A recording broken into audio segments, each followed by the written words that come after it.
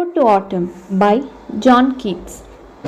John Keats is a sensuous poet who finds beauty in natural things. So his poem Ode to Autumn.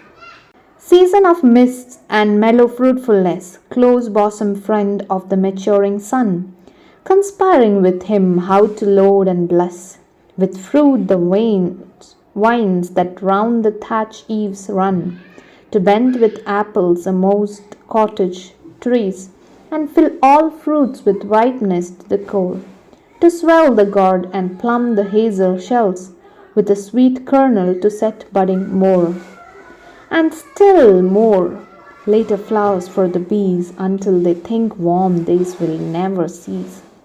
For summer has overbrimmed their clammy cells. So in the first stanza, John Keats tries to tell that autumn is a friend of the maturing sun. Okay, so he's a bosom friend, means it is an intimate friend of the maturing sun. And he discussed then later on, he tells about how autumn ripens the fruit and how he bends and makes the vines grow, and it spreads around everything and grows so thick around everything. So he tells about how fruits ripen to their core, and how the gods are plum and hazel, and how the sweet kernel set budding more. And also about the bees who think that autumn, the season that will never end, they think mistake that for the season will never end, and for the summer to be filled to edge. And this summer has filled their honeycombs to the edge. So how this is personifying autumn as maturing sun and a friend of maturing sun, and how this season is ripening the apples, everything. Next, in the second stanza, who hath not seen thee oft amid thy store? Sometimes whoever seeks abroad may find thee sitting careless on a granary floor, thy hair soft lifted by the winnowing wind, or on a half-reaped furrow sound asleep. Drowse with the fume of poppies, while thy hook spares the next swath in all its twinned flowers, and sometimes like a gleaner thou dost keep.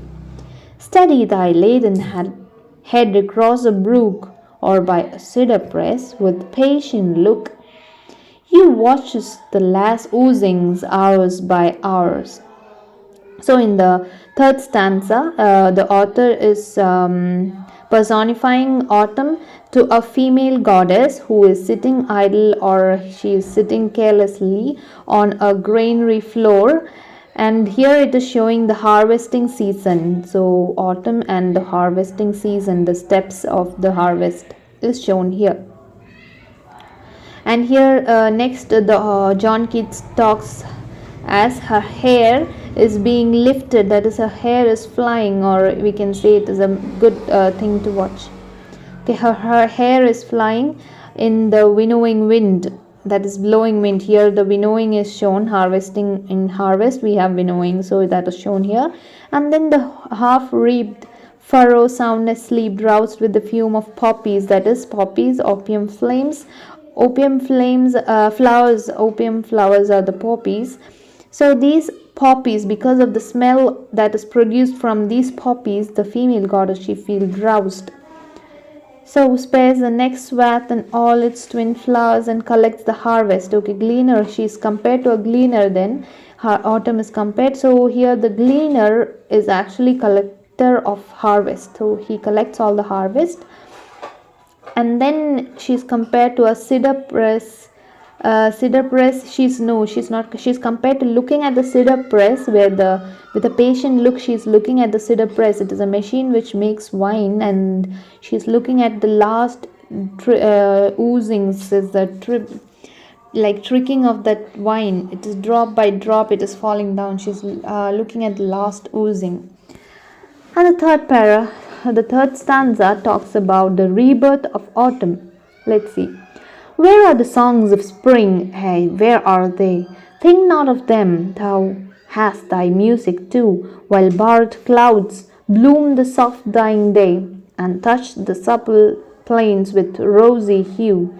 Then in a wailful choir the small gnats mourn, among the river swallows borne aloft, or sinking as the light wind lives or dies, and full-grown lambs loud bleat from hilly bourne.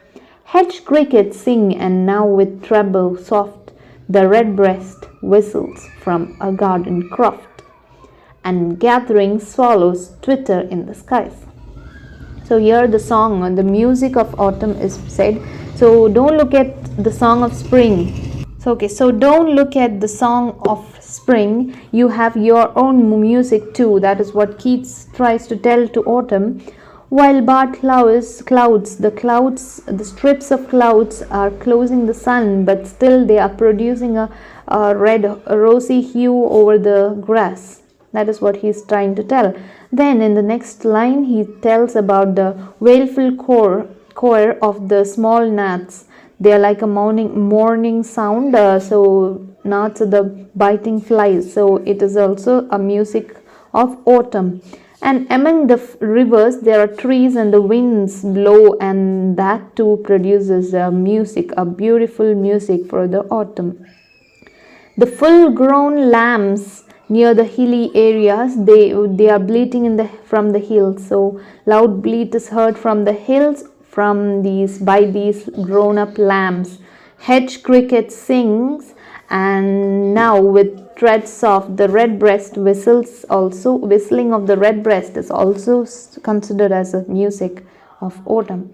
And gathering swallows twitter in the skies. That is, those migrating birds also create soft noise in the skies, and that too is the music of autumn. So it is the closing of the season is presented here.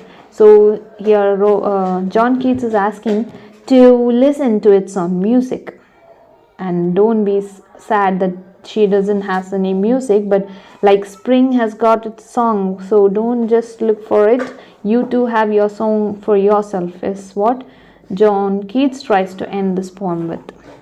So here actually John Keats is trying to say that even if in death there is we have to accept death. That is the reality of life. Reality of life. And this poem blends living and the dying. Actually, he was affected by tuberculosis, and he was in its deathbed. So, not in deathbed means he wasn't paralyzed or something. He was sick. So he wrote this poem at that time, during that time, and that is what this poem is signifying. So, thank you for watching.